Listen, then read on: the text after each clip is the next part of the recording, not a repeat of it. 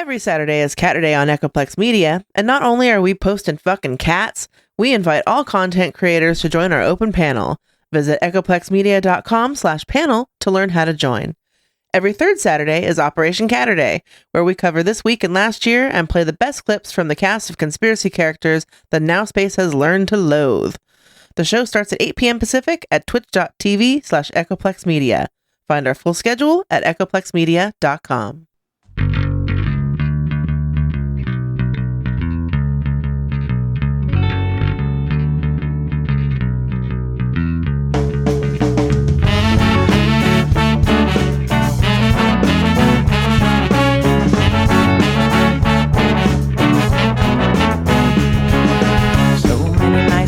In this world, cesspool of kindness and ethical blindness. So please excuse my sarcastic tone. I'm a bit underwhelmed by the sample shown.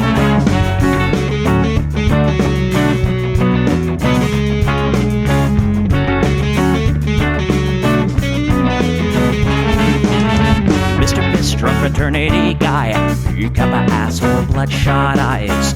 Get drunk and fight every night. Idolize Bradley, belittle women's rights. Homophobic, racist, and don't give a fucking hey. Do you think you can drive a bigger truck? So wear your baseball cap to decide to let everyone know that you're a nice guy. So cool, we're so impressed. Lots of chicks and a barrel chest. Cause you're a real man. Punch for punch, gonna piss in your face while you're passed out drunk. I'm a nice guy, you're a nice guy. He's a nice guy, but all of you are assholes. I'm a nice guy, you're a nice guy. She's a nice guy, but all of you are assholes. Nice guys rule the planets. I just can't understand it. But could divine by deception and lies. Social Darwinism and an overdose of pride. Fuck off, Sherlock! I don't wanna hear it. Fuck off, Sherlock! Read into the lyrics, cause everybody gets their just desserts. As long as you remember that nice guys finish first.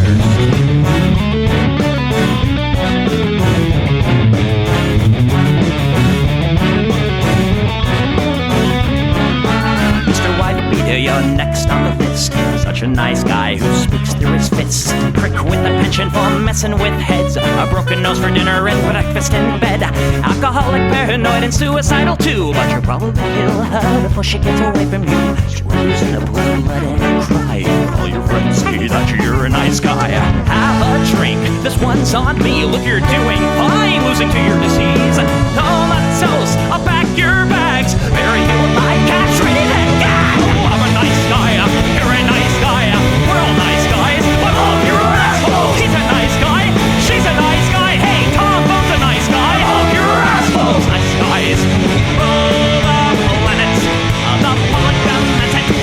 Put a body by deception and lies. Social Darwinism and an overdose of pride.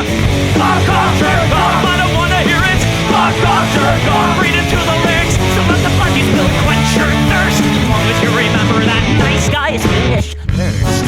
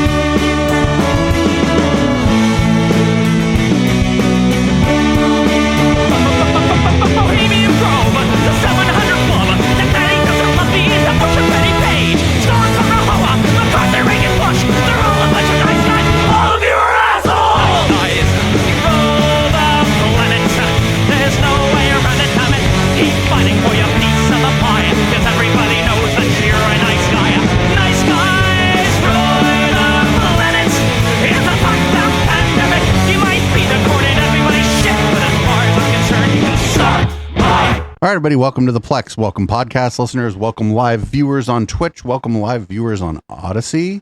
And welcome anybody who's listening on the Icecast. We do this show live every Sunday from 7 to 9 p.m. Pacific and beyond into red light. Just real quick, you can support this project at echoplexmedia.com/support. We're moving to a bigger studio, and we could use your money or just you to buy us shit from our Amazon wish list. If you don't have any money to spend or just don't really spend money supporting creators, that's fine. Share out the podcast on your Twitter or with your friends. Tell your mom about it. Text it to somebody. If somebody sends you a spam text, just text them back a link to the podcast. I'm producer Dave, and you can find me damn near anywhere. And I'm historian Matt. You can't find me anywhere except on other Plex media shows periodically. But I don't want to talk about that. I got a graphic novel coming out next weekend, so check it out. It will be in paperback form on Amazon. It's called The Last Red Wizard. Check it out. Might get a link in the chat for those who are checking out the chat. Yeah, I guess, Dave, why don't you give the people what they want? Police officers. I don't hate the cops. There's a person inside when the truncheon stops. Oh, don't hate the cops. Oh, when the raiders come, who will protect the shops? Don't hate the cops. They're a sensitive bunch if you don't stop throwing your rocks. Snap, crackle, pop is the sound of a taser. Your body drops. Don't hate the cops. Oh, don't hate the cops. Don't hate the cops. Oh, don't hate the cops. Like your local police, cause they don't do nothing wrong. Like your local police got rid of the corruption and the racism is gone. They've been keeping the peace, keeping homeless folks out of the parks and malls. Got a cure for your social disease. Follow the law, don't hate the cops. Follow the law, don't hate the cops. Follow the law, don't hate the cops. Follow the law, don't hate the cops. Follow the law, don't hate the cops. Put your hands above your head and show you're not afraid. I'm the fairest judge that your skin color's gonna get. And if you die before the sun comes up, the paperwork will take forever. Well, it might have worked out a little bit better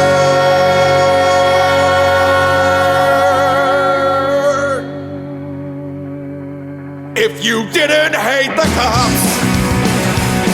Cause they don't do nothing wrong. Don't hate the cops. You can't blame them for just doing their job. Don't hate the cops. Well, you gotta wonder, how much would it cost for you to be shot at and stabbed at by maniacs and drunks? Don't hate the cops. Don't hate the cops. Don't hate the cops. Don't hate the cops. Don't hate the cops. Don't hate the cops. Don't hate the cops.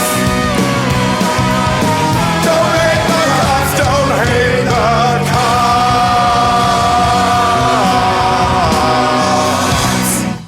So the Republicans seem to have gone from, oh, don't worry about Roe versus Wade, it's actually now going to be a states' rights issue, to heartbeat bills for all. Introduced the Heartbeat Protection Act in the U.S. House of Representatives.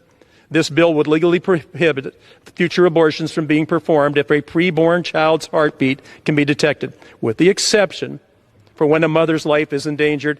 It is a science-based, humanity-respecting solution suited to the new landscape in which we find ourselves. Is it science-based? I mean, they're playing science, even though like it doesn't.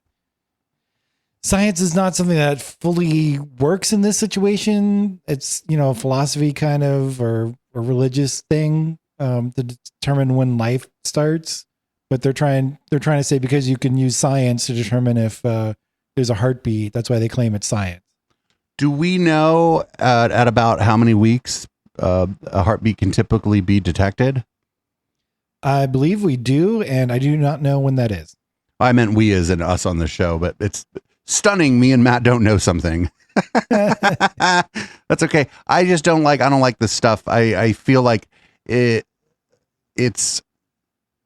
just going to be abused. And like, the problem is after the fact, how do you determine whether or not there was like a detectable heartbeat? Like my problem is, like, first of all, the law is stupid, but like, let's say that the law was reasonable or whatever. The problem lies in, how do you enforce it after the fact? Like, how do you determine after the fact? Yeah, they're just going to go on the X number of weeks rule, and it's not very long, because like the fetus is not going to look much like a human before it has a heart, right? Right. So anyways, yeah, whatever. Of course, that was going to happen. Luckily enough, they don't have the votes in either House of Congress to get any of that shit passed. So that's all just red meat for that guy's base or whatever, right? For his voters. It's just symbolic, but it's a sign of things to come in our gerrymandered wasteland. I would tell you to vote, but I feel like the people who watch this show, it probably skews pretty heavily to people in big cities in the United States. And so still vote, but like, don't be too surprised if we outvote them again and they end up picking up seats and those kinds of things. Cause that's just sort of how this shithole of a gerrymandered country works these days. Oh man. I came across abortion stuff in the beginning here, don't we? Yeah. I mean, I figured I'd front load. I figured we keep it more fun and crazy at the end of the docket, as is always the case. Good. I saw some shorter clips of this. I didn't see this longer clip here. This is amazing. Josh Hawley has no idea what the fuck he's talking about in this clip. And he's like, I don't think it's that Hawley. Oh, really? Yeah. Oh, it's a different Hawley. Okay. Yeah. Sorry, I didn't get the first name, so I just put Holly down. By the way, people, I did most of the description, or I don't know, what are titles for these? So.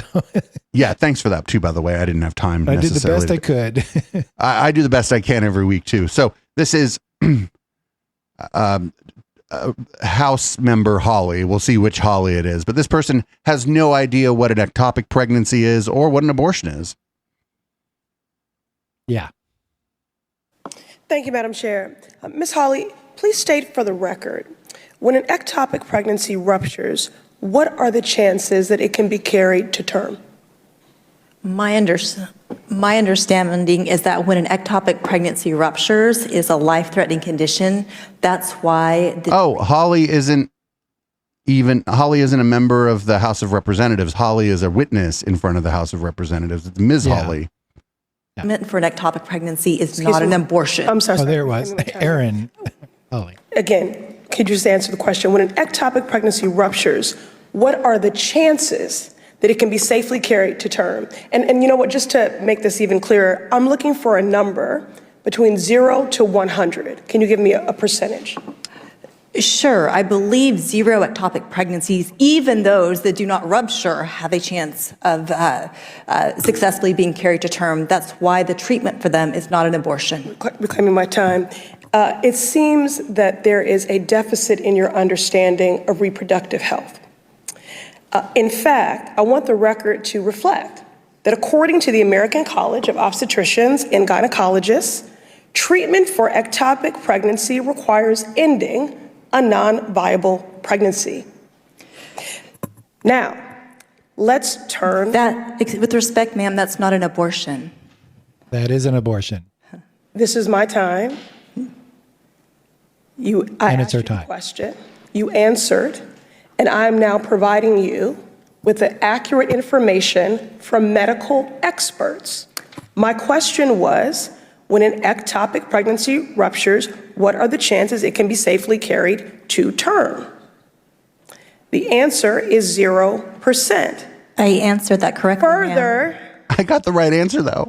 When it comes to one's accurate understanding of reproductive health and abortion care with an ectopic pregnancy, the American College of Obstetricians and Gynecologists says, quote, treatment for ectopic pregnancy requires ending a non-viable pregnancy. This is my time, end quote. So now I'm going to turn to the real experts. That's not an abortion. It's absolutely an abortion. They're just trying to play games with definitions. Right. And I liked at the end how she was like, what I'm going to do now is turn to the real experts, because this person wasn't like a medical expert. They were from Alliance Defending Freedom. Yeah. Which is awfully interesting when they're there, like trying to like advocate against people having the freedom to get an abortion. But, you know, whatever. Freedom means what it needs to mean whenever it needs to mean what it needs to mean. That's one of the things we've learned on this show. That video, I was looking to see if they actually continued. There was a short continuance on the video, but there wasn't what the actual expert said, which I was a little disappointed on. If we had a staff idea, if we had a staff, they could go like back through C-SPAN and find us exactly what we're looking for. I want people to remember this idea where she's trying to define ending the ectopic pregnancy as not an abortion, because that comes up again. And it's ending the pregnancy. That's what an abortion is. It's a medical ending of a pregnancy. And the bigger point there is that people who have ectopic pregnancies might end up being punished under some of the laws that are being passed in some of these states, because what they're doing is technically an abortion. Yeah. And that's like the point there. And the lady from Alliance Defending Freedom does not want to have that conversation. Yeah.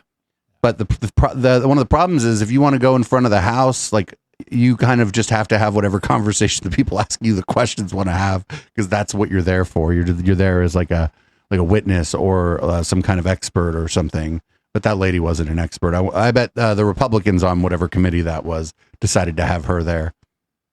Yeah. Could have been worse. They could have had Dr. Oz. More on Dr. Oz later. Now we got the Indiana Attorney General says they are looking into. So there's a story going around social media, and it was, because of the way social media works and the way disinformation works in our current society, it was hard for like the average person to get information on what the fuck happened. So apparently a 10-year-old was pregnant as the result of some kind of sexual abuse, because I don't think 10-year-olds get pregnant as a result of anything else generally. And everybody was saying all kind of weird shit about it. And it's interesting because I believe in Indiana, abortion is still legal. And so people were saying that the doctor didn't report the abortion happening, but the doctor certainly reported that the abortion happened. Yeah. Did it happen? There was something weird. Like, was it in Indiana, but they, by the time she was, realized she was pregnant, like it was too late. And one of the big things is that she had to go out of state to get the abortion. She was from Ohio and traveled from Ohio, went to Indiana. Yeah. Yeah. Well, we live in a crazy place where you got to travel to Indiana for their progressive laws, but whatever. Right. Yeah, exactly. So I guess the Indiana Attorney General is saying that he's going to look into the doctor, because supposedly the misinformation on the internet is that the doctor didn't record the abortion as having happened, but that's false. False. Yes. All indications are that the doctor did do whatever appropriate paperwork with whatever appropriate agencies regarding the abortion. And so here's information about the Attorney General looking into the doctor, the Attorney General of Indiana, where abortion is in fact still legal for now. Yeah. People in Indianapolis, vote, please. Yeah. So what's going on, Todd? Jesse, thanks for having me on, but I shouldn't be here, right? Well, no, you shouldn't. Like, as the Attorney General, probably, actually. Immigration issue, because likely of Biden's lawlessness at the border and everything going on down there. That's why Indiana, as a non-border state, has actually filed several independent lawsuits on that.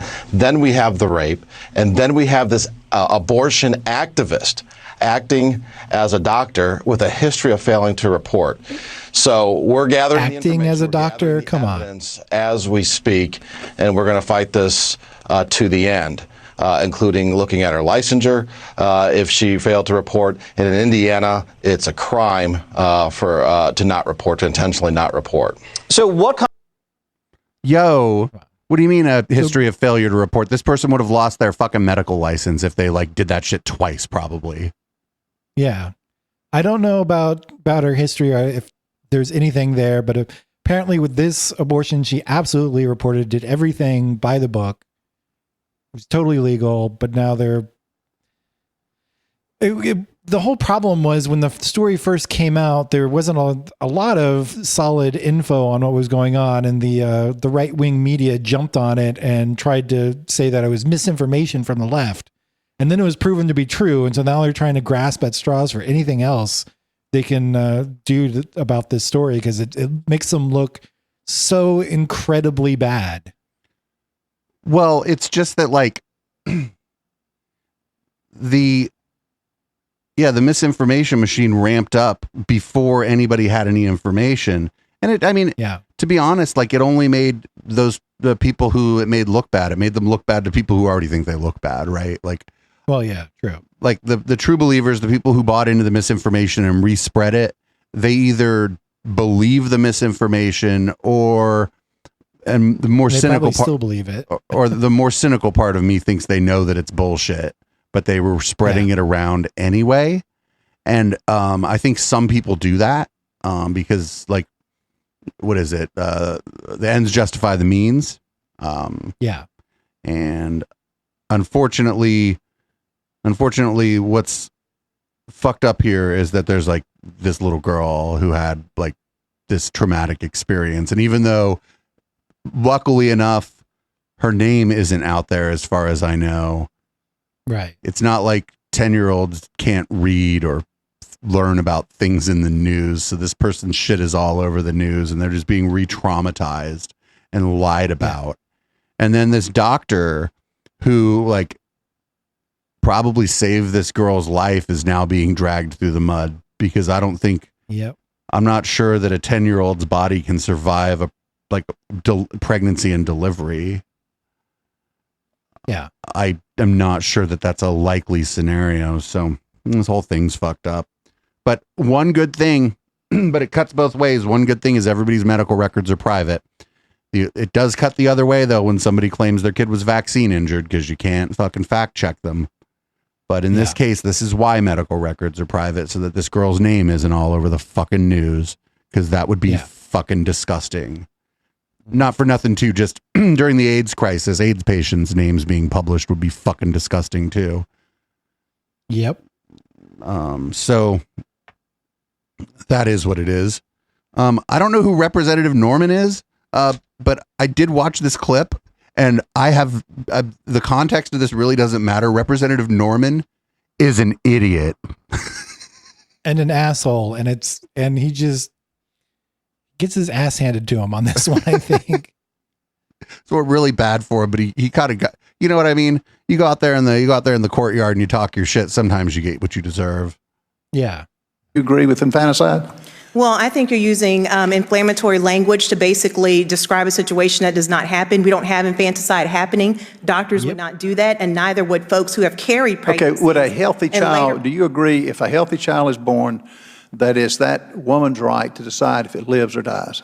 What I think is, based on your question, you have a very low opinion of pregnant people. Because if you think that anybody would carry... Answer the question. Excuse me. Answer the question. I'm answering it. Do you no, want you're not. You want to answer, or you want to agree. keep talking over witnesses? What I'm telling you is nobody would carry a pregnancy... I like her. ...on a Monday because they are bored that they want to have an abortion. That's ridiculous. And it's inflammatory. What you're saying, you're talking about families who are in tough situations where folks have been excited about carrying a pregnancy. Most of the abortions that happen later in pregnancy are really tragedies where it's really a disappointment for everyone involved. But you agree with, I take it with all those words, you do agree with basically murdering a child after they're born. Miss Graves, could you answer that? Would you just, yes or no? I have to say, Congressman, how you just characterize the representative's statement is extremely inflammatory and the type of thing that it's dangerous. And what you guys have been talking today about the threats against crisis pregnancy centers, which I assume are serious and are terrible. The threats I've that got a people limited who amount of work on time. abortion I'm not letting you access take reclaiming my every time. single day. I'm assuming and that you're part of for it is infanticide. because of this sort I would of also say that inflammatory her and outrageous language that language, health. it is Madam Chair, not okay. Gentleman's time. Congressman, ask the He's question. reclaiming his time. I would say that. Yo, I liked her at the end. She just put her pen down and was like, fuck it. Like nobody there. He was saying like he said that the other woman there was okay with murdering a child after it was born. Yes. Because that's what he was trying to get them to say, and they wouldn't say that because it's stupid and he's an idiot. But then he said, like, he really like talked down to her and was like, all those words, you know, and when he was trying to push his narrative, it's just wow. And not for nothing, when we see this kind of stuff, a lot of times it's an old white guy talking to a woman of color. And this is when it comes to abortion, I think that there's a bit of an optics there that I just wonder if it was like a white guy, you know, who like a 50-year-old white guy or whatever, if he'd be talking to that person the same way. It's counterfactual. You don't know, but it's like, I don't know. I like that they stood up for themselves. I like that they were like, this is inflammatory, and the way you're framing this question is like, you know, counterproductive. And the other lady was like, this kind of rhetoric is dangerous. I like that they just, instead of like going like down the rabbit hole with him, that they sort of were like, hey, this is the problem with this discussion and it's dangerous. And it is. If people think that abortion clinics or, you know, women's healthcare clinics or whatever are in the practice of delivering a baby and then killing the baby, if people believe that, if you think someone's doing that, then anything you do to them is morally permissible. Yeah. It's like when they were calling everybody groomers and shit. It's the same thing. If you think that just your random like queer people in your community or random people who just don't hate queer people are grooming children too, it's all, anything you do to them is morally permissible. And that's why this kind of language is so dangerous. It's not that you're telling someone to do harm to someone else. It's fucking stochastic terrorism. You put this out there enough as an authority figure and somebody's going to take action on it. Yep. And it's fucking terrifying. Yeah. So here's one of the Republican witnesses at either the same hearing or a different hearing. Just doesn't even, a lot of people don't even know what an abortion is, apparently. I don't know what to say here. They're just trying to make it anything they don't like. So here we go. Thank you. Ms. Foster, you think a 10-year-old would choose to carry? In the 10-year-old case, first of all, the Ohio... No, my question is, would a 10-year-old choose to carry a baby? In the Ohio case, the Ohio Attorney General said that abortion would have been justified. Focus on the question, please. Would a 10-year-old choose to carry a baby? I cannot... Do you think a 10-year-old should choose to carry a baby? I believe it would probably impact her life, and so therefore it would fall under any exception and would not be an abortion. Wait. It would not be an abortion if a 10-year-old with her parents made the decision not to have a baby that was the result of a rape? If a 10-year-old became pregnant as a result of rape and it was threatening her life, then that's not an abortion. What the fuck? So it would not fall exactly. under any abortion restriction Again, in our nation. They're trying to redefine terms. Yes, I am. Did you just hear some disinformation? Yes, I heard some very significant disinformation. Why don't you tell me about that? Yes, an abortion is a procedure. It's a medical procedure that individuals undergo for a wide range of circumstances, including because they have been sexually assaulted, raped in the case of the 10-year-old. It doesn't matter whether or not there is a statutory exemption. It is still a medical procedure that is understood to be an abortion. Beyond that, I think it's also important to note that there is no exception for the life or the health of the mother in the Ohio law. That's why that 10-year-old had to cross state lines in order to receive an abortion. Mr. Chairman, and thank you, Mr. Warbelow. Mr. What the fuck? Yeah. Again, they're trying to say that these exceptions mean that it's not abortion when abortion is a well-defined medical procedure. They don't know what they're talking about. I'm glad that other lady was there to be like, that's like saying that like we actually didn't put a cast on your arm because of the circumstances under which you broke your arm. This wasn't actually a cast, right? It's like, we don't do this with other medical procedures. This was no. This wasn't open heart surgery. Yes, we did surgery, had to open this person's heart up, but no, the circumstances surrounding this particular thing, it means this was not open heart surgery. Not at all.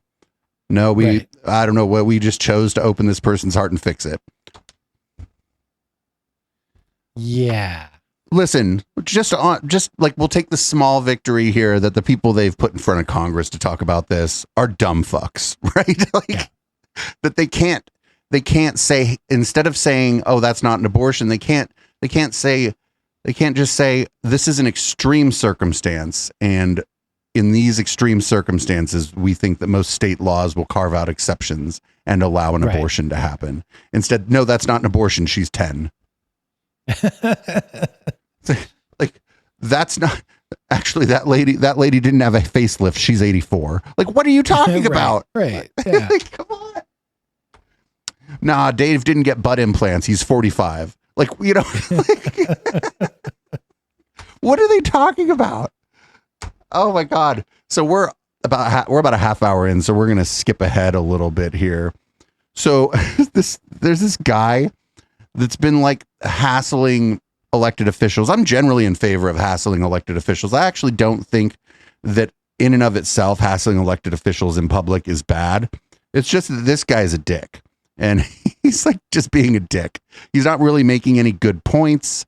You know, if you're going to hassle an elected official, like find one that hates gay people and glitter bomb them, right? Like do it up, do it right. Use glitter. Right. Because first of all, glitter is fabulous, but secondly, that shit gets everywhere. Yeah. Also, like in this one, the guy's name is not mentioned anywhere. Right. Like, I don't know who this guy is. No, and I like that Ron, who pulled the clip, also didn't mention this guy's name. I forget his name. He's like a he's like a it's like the Good Liars, but you like know their name. That you don't know their name, but you know their brand. He's like a right-wing chud version of the Good Liars who isn't funny, and nobody knows his name. So that's fucking fabulous. Here he is on Marjorie Taylor Greene. Fucking, I can't believe this. I can't believe this. I can't believe what he just fucking describes the Tucker Carlson show in a very accurate way in this clip, which is rather stunning. I'm not trying to brag. I got a couple clicks on the internet. You know, it's easy because my biological. Obviously, you're saying things. Hold on, you're saying things that no one agrees with. So, I mean, why would anybody follow you and listen to you? Only because my father, he hosts the White Power Hour. Tucker Carlson helped me out. So if it wasn't for him and the White Power Hour, then nobody would know who I am. So the White Power Hour. Thank you. On thank Fox you. News. The Insurrectionist Network. Wow. That I don't think that guy's really Tucker Carlson's kid. But if he is and nobody knows his name, that's even better. But I don't think he's really Tucker Carlson's kid. But he just called Tucker Carlson's show the White Power Hour. That's fucking amazing. They're like fucking just like, yeah, that's what this is. I don't know. There's nothing really to say about that. I've got nothing. Yeah, I got nothing. Speaks for itself. Yeah, it's a lot of times the shit speaks for itself. At least on Sunday. You want to hear me talk at length, tune in Wednesday. But if you don't like me talking at length, I think Sunday and Tuesday are your best live nights, podcast listeners, because we just fucking panic attack with clips. Here is a friend of Peter Thiel, Blake Masters. He's at some kind of town hall meeting. I guess they play bingo there. Not conspiracy bingo, by the way. Not like a fun, cool bingo, but like, well, I don't know. Bingo can be fun, actually. Fuck that. I'd go play bingo with a bunch of cool old folks. Especially if they got beer and stuff. It'd be like totally fun. Anyway, he's going to talk about COVID treatment and infections in Arizona and how they did it wrong. And his reasons for it will be familiar to viewers of basically all of our other shows and Red Light for this show. Ban their doctors to give the prescription of ivermectin for COVID. And if their doctors that are employed by them give it, they fire them and stuff. Are you willing to allow people who choose to take ivermectin and hydrochloroquine for COVID to be allowed to do that and let these doctors, these hospitals stop getting between the patient and the doctor's treatment plan? Oh, absolutely. No, I've seen a lot of consolidation and corruption in sort of hospital systems, and the Democrats don't talk about that. They talk about big pharma, they talk about insurance companies. There's an awful lot of concentration of power in the hospital system. He's like, I'm not going to talk about big pharma. I'm a friend of Peter Thiel, and I'm heavily invested in pharmaceutical companies. It's bad for patients. It's bad for individual doctors. And how crazy is it? How many people did it kill, right? This delusion. Because President Trump, who was right, he mentioned hydroxychloroquine like pretty early on. And because he said it, which I'm pretty sure was proven not to help. Right. Well, not demonstrated to help. Right. Right. Like Well, test, yeah. like study Sorry. after You like were- high quality study after high quality study, and then meta analyses of those high quality studies said that it was no better than placebo. Right. Right. Which means it doesn't work in like common parlance. Right. Right. Exactly. oh, absolutely. And Right, the problem with hydroxychloroquine and ivermectin and so many things like it is big pharma can't make money off it. That's bullshit. Ivermectin is literally a big pharma medicine that they're making lots of money off of. Yeah, who the fuck does he think makes hydroxychloroquine and ivermectin? You think Brett Weinstein produces that shit in that wooden room he broadcasts from? What the fuck? Fucking RFK Jr. making it? What are you talking about? Friends who have decent cases of COVID, take ivermectin, boom, they're fine. Of ivermectin right here on 66 in Walgreens because I refused to go to a doctor that shouldn't leave the hospital. And my doctor gave me a prescription. It's available, my insurance won't pay for it, Right. but it's $38.33. Right. So that should be your choice. If your life is worth $38, that you'd be able to take it. But if you go to the hospital, or you go to these doctors that are employees of the hospital that came in KRMC, they will be filed to give you that prescription. Absolutely. That's No, it's great. One of our PCs, Rich Dazzo out of Wikia, begged them to transfer him. Yep. Not only did they refuse to let him have the medication like ivermectin, they refused to transfer them. They murdered him. That's literally what it is. Right, I've heard so many anecdotes from people who, and these were a little bit luckier, but the doctor said, you gotta get out of here. Yeah. Go see this guy, because we're just gonna put you on a ventilator here. And that's a one-way ticket to where you don't want to be. Right? So look, I can't tell what's going on with these. Like, they're talking about anecdotes, of course, which are meaningless. But it's likely if they're asking for ivermectin or hydroxychloroquine, right? They weren't vaccinated. Of course, it's unclear if these cases happened before vaccines were widely available. But like, yeah, you can't tell what the heck's happening there.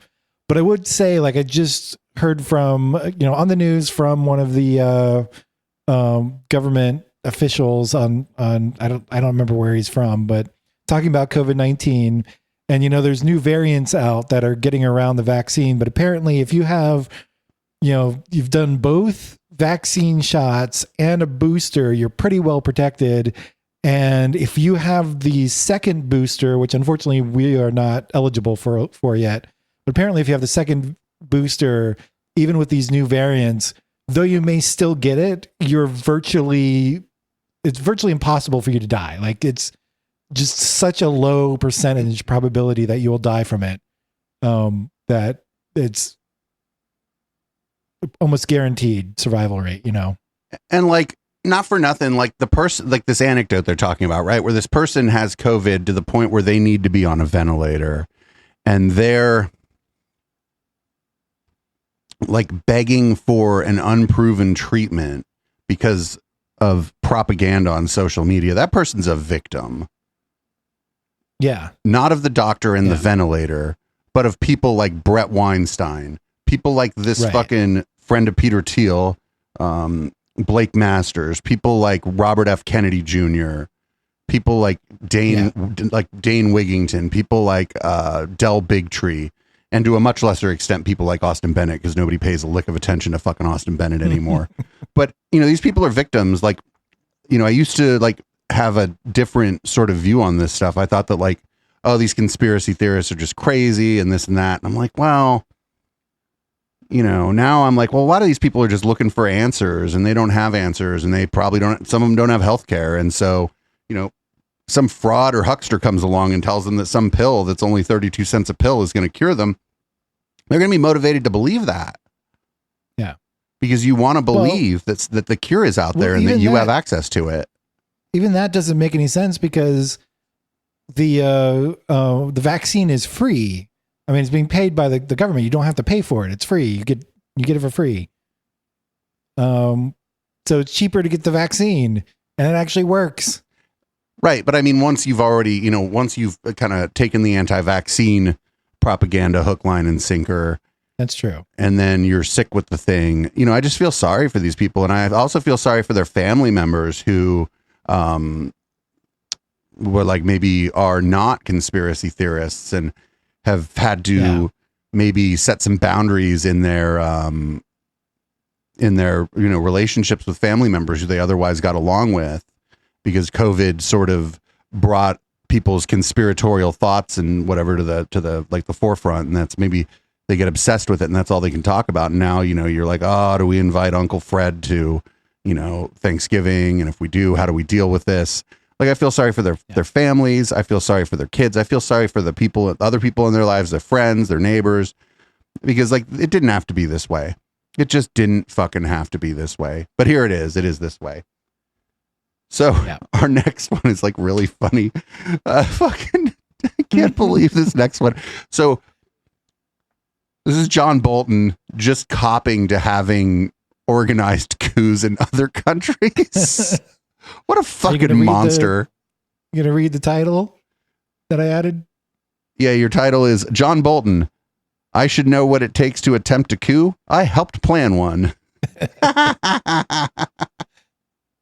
Not heed the advice and keep shopping around until you end up with this group of misfits with like Michael Flynn and Sidney Powell. Is he just not capable of hearing no? Well, when it comes to his personal advantage, the answer is he doesn't listen to anybody else. But I think it's also important to understand, while nothing Donald Trump did after the election in connection with the lie about the election fraud, none of it is defensible. None of it is defensible. It's also a mistake, as some people have said, including on the committee, the commentators, that somehow this was a carefully planned coup d'etat aimed at the Constitution. That's not the way Donald Trump does things. It's rambling from one half-vast idea to another, one plan that falls through and another comes up. That's what he was doing. As I say, none of it defensible. But you have to understand the nature of what the problem of Donald Trump is. He's, to use a Star Wars metaphor, a disturbance in the force. And it's not an attack on our democracy. It's Donald Trump looking out for Donald Trump. It's a once-in-a-lifetime occurrence. I don't know that I agree with you. To be fair, with all due respect, one doesn't have to be brilliant to attempt a coup. I disagree with that. As somebody who has helped plan coup d'etat, whoa, other places, it takes a lot of work, and that's not what he did. It was just stumbling around from one idea to another. Ultimately, he did unleash the rioters at the Capitol. As to that, there's no doubt. But not to overthrow the Constitution, to buy more time to throw the matter back to the states to try and redo the issue. And if you don't believe that, you're going to overreact. And I think that's a real risk for the committee, which has done a lot of good work, mostly when the witnesses testify, not when the members are opining. It is invariably the case that when you go too far trying to prove your case, you undermine it. And I think you got to give credit to the intelligence of the American people to listen to the witnesses and let them come to the conclusion. And I think the fellow who had actually gone into the Capitol, who said today that he had blinders on and he was too loyal to one person, that is the central point. Yeah, no, it's something, and it was, as I think Laura Coates said, or somebody said earlier, an offering for a lot of... Incoming call for John Bolton from the fucking Hague. Motherfucker. Well, I like how we kind of laughed over it, but I like how after he said that, he quickly said, in other countries. Right. It's still like, that's fucking... it's still a coup d'etat. Oh my God. No. Oh, you, man. He is no Donald Rumsfeld. That's all I'm going to say. Yeah. Donald Rumsfeld knew how to cover his fucking tracks. This guy just goes on TV like, actually, I planned a coup. I'm quite good at it. Yeah. Oh, God. All right. Well, that could have been our palate cleanser, but what I have is a palate cleanser. This is great. I'd forgotten about Snooki. I'd forgotten all about Snooki, but she got a message for Dr. Oz from Jersey. And if anybody, just real quick, the background on this is Dr. Oz is running for Senate in Pennsylvania, and all indications are that he lived in New Jersey up until he bought a house in Pennsylvania very recently in order to run for Senate, and then he barely lives in that house in Pennsylvania, except when he's campaigning.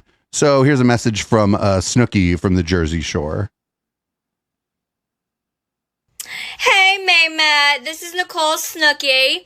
And I'm from Jersey Shore. I don't know if you've seen of it before, but I'm a hot mess on a reality show, basically, and I enjoy life. But I heard that you moved from New Jersey to Pennsylvania to look for a new job. And personally, I don't know why anyone would want to leave Jersey, because it's like the best place ever, and we're all hot messes. But I want to say best of luck to you. I know you're away from home and you're in a new place, but Jersey will not forget you. I just want to let you know. I will not forget you. And don't worry, because you'll be back home in Jersey soon. This is only temporary. So good luck. You got this. And Jersey loves you. Mwah. He'll be back in Jersey soon. That's correct. He's getting his ass handed to him by John Fetterman. Like not just that he's getting ratioed on Twitter by John Fetterman anytime he mentions John Fetterman, but also he's polling very poorly. I think he's like 10 points down in a state where it should be neck and neck. Wow. But I think it's because like Republicans, for whatever reason, I can't think of a reason why Republicans might not like a guy named Mehmet. Really? I can't come up with that could be. I can't really come up with the idea of why they might not like a dude named Mehmet. Did you know that he tried to get them to put him on the ballot as Dr. Oz and they refused? Yes, I heard about that. Yeah. They said they wouldn't let him do it. Yeah. They were able to, they said that he could put doctor in front of his name if he wanted to. Yeah. But that he couldn't just be on the ballot as Dr. Oz because that's actually not his fucking name. Yep. And I mean, he probably knew too. He probably knows too that he's running in a party that's not going to really take too kindly to a dude named Mehmet. Yeah. So I wanted to say that video, if you look closely, it was a Cameo video, which is that that company where celebrities can get a little extra bucks, from people paying them to do those videos. So I'm wondering, that wasn't a video that she just did for fun. It seemed like somebody paid her to do the video. I think it might have been the Fetterman campaign. And if it is, that's a good one. If it is, I mean, that would be public record, right? So we'd be able to find that out. That's true. On their next campaign filing. And that would be just a baller move. Like we hired Snooki to dunk on fucking Dr. Oz. Yeah. And I mean, not for nothing. They're sort of both like C-list celebrities. So, whatever. And by the way, I wouldn't mind a C-list celebrity's bank account. Don't get it twisted. Up next, we got friend of Epstein, the Dersh, on why he lost all of his friends. And if it's funny because his friends, him being like closely associated with Jeffrey Epstein after the first trial, not just as his lawyer, but like as a friend of his, that wasn't really a deal breaker for his friends. But here's what was a deal breaker for his friends. Okay. Somebody on the beach was reading one of my books, and a guy came over to him and said, "Are you reading a book by Dershowitz?" And he said, "Yes," and he punched him in the mouth. Hold on. Somebody on the beach was reading one of my books, and a guy came over to him and said, "Are you reading a book by Dershowitz?" And he said, "Yes," and he punched him in the mouth. I got that letter today. I'm going to be posting it on Twitter. Recently, there was an event in Martha's Vineyard of Jewish Democratic leaders. Who was the most Jewish, well-known Democrat on Martha's Vineyard? Me. I didn't get invited. Old friends have refused to invite me to concerts and events because they say if you're invited, no one will show up. And some very prominent politicians, some very prominent people who are part of this cancel culture, and they canceled me because I defended the constitutional right of President Trump, something I'm very proud of having done. Man, that sucks that whatever club he was talking about didn't give a fuck that he was like super cozy with Jeff Epstein. If he was just his lawyer, I wouldn't even care, right? Yeah, everybody in this country is entitled to a legal defense. You, as a lawyer, sometimes you will take cases where you're defending nasty people.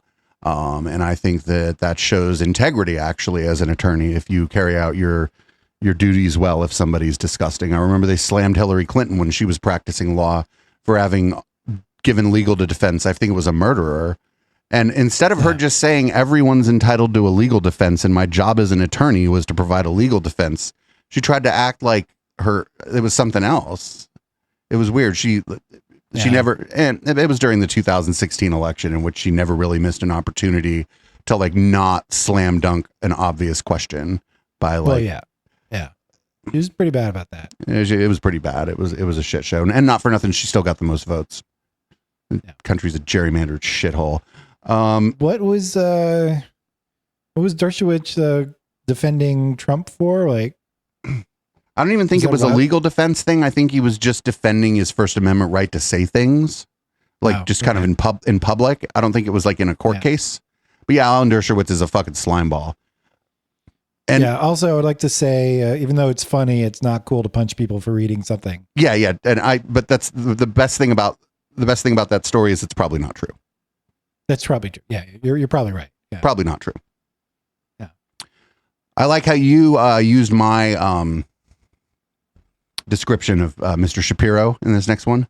Yeah, well, of course. Up next, we got Tiny Dancer Ben Shapiro talking about, in a very compassionate way, in a very caring way, in a very, very open and honest way about suicide and our trans brothers and sisters and I guess NB pals. And this is always the threat that the left likes to bring, and it starts in academia, it bleeds all the way down. The idea is that if you make an argument based in fact that you're going to cause somebody else to commit suicide. Now, in American law, and in law typically, the idea that you can cause someone else to commit suicide is pretty. I don't think this was a law argument. You actually have some pretty specific evidence saying begin with that somebody is telling somebody to commit suicide in order to even attempt to hold them accountable for their commission of suicide, because there's an intervening actor, namely the person who's committing the suicide. The generalized point the left tries to make is that if you say that a man is a man and a woman is a woman, a bunch of people who believe they are members of the opposite sex will be so despondent about the fact that biological reality exists and that you are saying it. Not even that it exists, that you're saying it. That they're going to go commit suicide. Not for nothing, too. There's a pretty broad consensus among not just like biologists who study like human sexuality, but also among social scientists who study gender expression in our society. The consensus is pretty broad and multidisciplinary that being kind to people who are trans or questioning their gender identity and giving them affirming care is very good for them, very good for their families, and very good for their community. So not for nothing there. Right. The biologists or whatever don't share his view on biological reality here. Yeah, he's pushing a lot of bullshit. And so as I said before, like he's talking about like a law or legal definition of harassment, basically, or inducement to suicide or something. I don't know exactly what he's trying to say there, but that's not what they're talking about. They're talking about people who are just getting harassed constantly. That's leading eventually to just such a destruction of their psyche that they end up committing suicide. It's a big problem in the trans community, the LGBT community in general as well, from what I hear. Although it's gotten better for the like gay and bisexual people who are cis, right? Because the pretty hate machine has moved on. Right. They would gladly bring me into the fold if I fucking turned coat, or maybe because I'm gay, maybe we could say turn tail. I don't know. There's only one problem with this line of argument. It's complete nonsense. There's no statistical evidence to suggest that the wildly disparate suicidal ideation rate among LGBT people suddenly corrects itself to meet the cis norm, meaning people who know what sex they are and it is their biological sex, the heterosexual norm. That the suicide rates, the suicidal ideation rates, do not suddenly become equal if you live in an area that is highly tolerant of LGBT. But do they go down? They're still wildly disproportionate, which suggests that there are a bunch of other intervening factors, including serious comorbidities with regard to anxiety. Or it could be because, we live in a world that's broader than just the state you're living in. Right. Especially if you're like a public person or whatever, talking about like your experience on Twitter, for example. Right. Yeah. Identity. We're not allowed to talk about any of that. The idea is supposed to be that it's because Josh Hawley is mean that trans kids are now suicidal. That is not true. There's no evidence to that idea. And by the way, even were that true, it would not mean that it is now Josh Hawley's job to lie. Truth matters in a society. If some people are unable to handle truth, and this causes them to be more mentally ill or more suicidal, that is not the fault of the truth. We're going to have to find some different solutions. The solution is not society-wide falsehoods. Oh, no. Different solutions. You put in a different word there. And Oh, good point. Yeah, that's a little on the nose there. Yikes. Not for nothing. Like, he spoke with Ezra Klein recently, and, Ezra's kind of like a shit lib or whatever, but Ezra's pretty good on social issues. And Ezra kind of took him apart on this stuff. And Ben just changed the subject every time. Like, when Ez would be like, hey, this is what the statistics show. And, neither, even at one point was like, hey, neither of us are really experts on these kinds of things. And if I suggest that to anybody, we watched, I think, late night, or we watched like half of it late night. Anybody who's listening to this, check out Ezra Klein talking to Ben Shapiro. It was quite good. Ben started to get mad too. It was great. And Ezra is just calm, cool, and collected. Also, if you've never heard Ezra Klein talk to Sam Harris, that was amazing. Oh no. Yeah. It's okay with you, Matt. Maybe we'll run 5 minutes long on the pod tonight. I think that'll be okay. Cool. So up next, we got a docket newbie, Dalton Daldfelter, whatever. He fucking probably has an ascot. Dalton Daldfeller. Dalton Clodfelter. What the fuck? And he looks exactly like you'd think a dude named Dalton Clodfelter would look. And he's going to talk about bullying and trans people, and this is fucking disturbing. This is probably on little Nikki Fuentes' Cozy TV, but I'm not sure. I'm a proponent of bullying. I think if you're a loser... You are? I fucking love to stuff you in a locker. Hopefully you fix yourself. If you're fat, you should be bullied and lose weight. Hey. If you're dumb, you should be bullied and you should educate yourself more. Wait, I thought y'all believed intelligence was genetic. Trans, you should be bullied and not be trans anymore. Whoa! Hard concept to follow. Of course, everyone reacts differently, so I'm not saying just bully everybody. But as a general rule of thumb, I think bullying is good for the most part. Harassment's not good. It doesn't do what you think it's doing. Start bullying again. And make sodomy and homosexual relations and being trans illegal. Wow. Now we're talking. Now we're cooking with gas. I'm loving it. This is where we need to go right here. I'd love to see this dork try to bully one gay person. Yeah. I mean, I guess online it would be pretty easy, but like I just would love to see this dude try to like go into like a gay bar and start trying to bully people. I don't think it would work out. Bartender would kick you out immediately. Well, yeah. And he looks like a guy who's been stuffed in a locker a few dozen times. He also, he also looks like he probably has cufflinks because he thinks it impresses the girls. But the problem he has isn't that his cufflinks aren't nice enough; it's that he speaks. Exactly.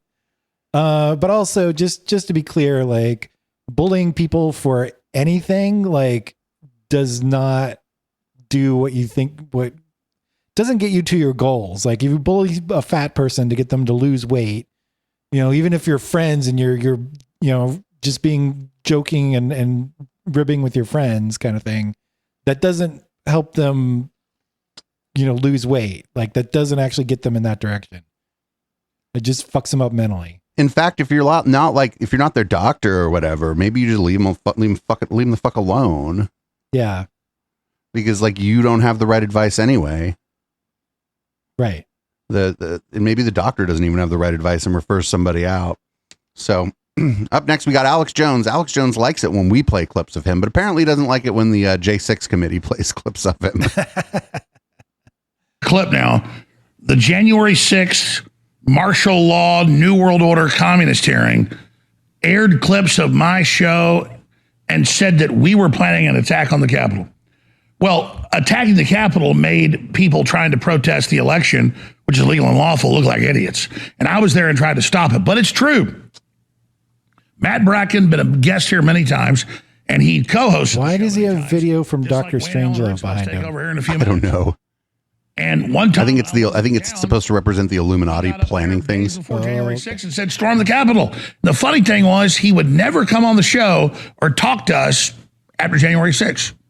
I don't know what's going on with old Matt Bracken and enemies foreign and domestic. I just know that he said those things on air on my show when I wasn't here, and then they attacked me for it. Very, very interesting. If he'd come on and explain it, it'd be great. Oh, we played clips of this guy's Star Spangled Show before. 6 months ago when the January 6th McCarthy 2.0 hearing subpoenaed me. We tried to call Matt. He won't talk to us. Maybe Matt will come on sometime and discuss it with us. But regardless, you see Oh, that guy turned on Alex Jones. Yeah. Shit got real and that guy turned on Alex Jones. That's what happened, I think. So, you know how we sometimes watch clips of these sovereign citizen types? Sir. Who will like try to tell a judge that they are like a sovereign, that they're like, I'm a free man on the land or whatever the fuck. Yeah. And the rules don't apply or something. And the judges like usually just kind of roll their eyes and let the person go off. Yep. What we found here is a clip where that's what didn't happen. The new at 6:30 is not something you'd expect to hear from a judge. Sir, I don't want to hear any of your constitutionalist crap. I mean, just say. Not something you'd expect to hear. Oh, man. Sorry about that. Sir, I don't want to hear any of your constitutionalist crap. I mean, just save it for somebody else who's stupid and believes That was the scene in a Spokane County courtroom this week, and just one part of a bizarre and dangerous story. The courtroom drama is just one part of the case that actually started with allegations that a man assaulted his teenage daughter. What follows is a tale that includes allegations of kidnapping, a man proclaiming he doesn't need to follow U.S. law, and who prosecutors say threatened that a Spokane family be executed for treason. Melissa Luck walks us through the case in this 4 News Now exclusive. He is alleged to be an accessory for kidnapping, a significant charge. Most first court appearances look and sound like this, but nothing else about Howard Padden's court appearance yesterday was typical. It starts with criminal charges against another man, Daniil Bagmet. Police say he assaulted his teenage daughter last September. With those charges pending, the state placed the girl with another Russian family for her safety. That's when Howard Padden enters the picture. Police say last week Padden showed up at the foster family's home claiming to be an attorney. He handed them documents that said they needed to return the child to her parents. And if they didn't, they would be arrested, deported out of the country. All of their assets would be confiscated. Your charade is over, he wrote. If you return, you could be executed by firing squad for high treason. Fearing for their safety, the foster parents handed over the child. And by the time the state figured out she was gone, police were able to find her and arrest Padden and also her biological parents on kidnapping charges. And that's when things took an even more bizarre turn. When Padden made an appearance this week at the Spokane County Courthouse, he immediately indicated his belief that he wasn't a U.S. citizen and isn't subject to U.S. law. But Court Commissioner John Stein wasn't having it. Listen.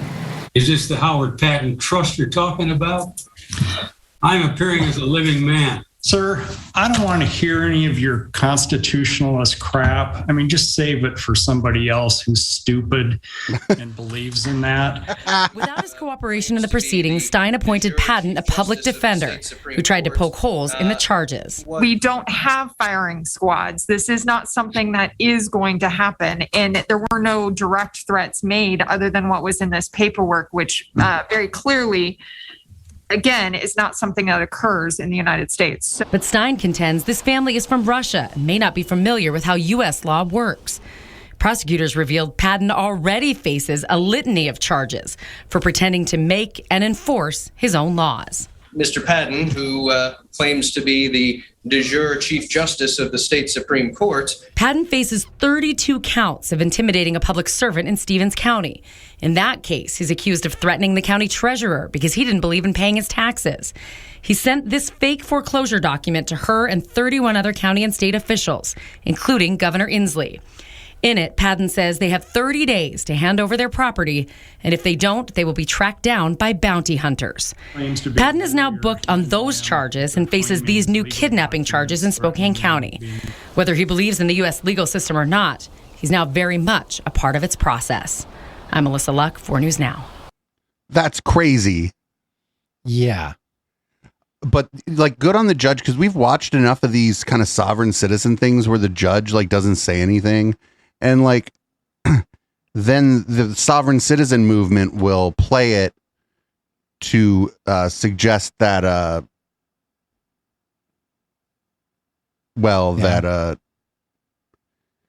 that we got over on that judge, the judge, they'll just play it because the judge doesn't push back, because the judge is like, I'm not giving this any fucking oxygen in my fucking courtroom.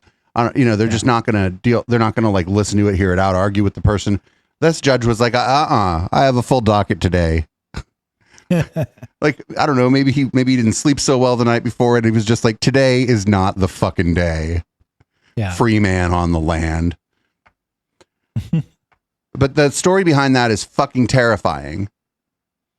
Yeah, that was really messed up. The whole thing was terrifying because I guess these were Russian immigrants who, not for nothing, were doing a kind thing by fostering a child. Like, most people don't want to be foster parents. Right. And so, somebody comes up to them and says they're going to be executed by firing squad. Sure, you're making a threat that the government's going to come and get somebody. But yeah, I think he then took the kid. And so that's kidnapping. That's it. Yeah. Taking someone against their will, or taking a minor child who is not your minor child, or that you are not, tasked with temporary custody or of whatever. That's kidnapping. And this guy's fucked. This guy's so fucked. Yep. And not for nothing, this girl, or I guess, she was a teenager. This girl was like abused by her father, and then she got kidnapped by some fucking wackadoodle. Yeah. Like, yo, if this guy had any money, she would also be going about the fucking business of taking it all in like a civil suit, because of like just the amount of trauma that this person is going to, has suffered. Incoming. Because if you listen closely to what he was saying, he right before the judge went off on him, he was talking about appearing as a biological human or something. I don't remember what it was, because the other thing he said was his name and a trust. So it sounds like he was trying to push something off onto a trust or something so that it could get away with it or confuse the situation or something. But the judge wasn't having any of that. It could also be that the word trust is being used differently there than you or I might think about it, because these people like kind of do this fucked up thing with language. But he also claimed to be like the fucking people's attorney general or some shit. So I wonder if this guy knows about Russell J. Colin Gould, who is the postmaster general of the fucking universe. I wonder if he gets some of his information from that. So in other disturbing stories, in our last story for the podcast part of the show, apparently Dave Rubin did a stand-up show in Miami. It's probably interesting. It's probably hilarious, but not for the reason he thinks it's funny. Yeah. Do we have any black people here tonight? Oh, we got two. We got two black people. We got 3 black people. This is getting weird. One could beat 68 years. That's good. You get a shirt, my friend. That was funny. Any of you know anyone that fled Florida in the last 2? What? Wow, one went to California. Your brother went to California. For the record, boys are boys, girls are girls. Sorry, only women can give birth. Hate me, call me transphobic, whatever. If you do, you suck too. To remember how good things were. You were here long before any of us were here. Thank you. That was just a super cut.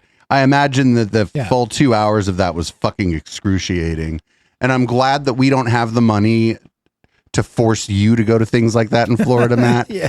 I wish we had the money to force you to go to things like that in Florida, but I'm also glad that we don't have the money to force you to go to things like that in Florida. Not yet. You're like, well, what I would need is a ticket and very nice accommodations and a check, possibly with 2 digits before the comma, and the first digit ain't going to be a 1.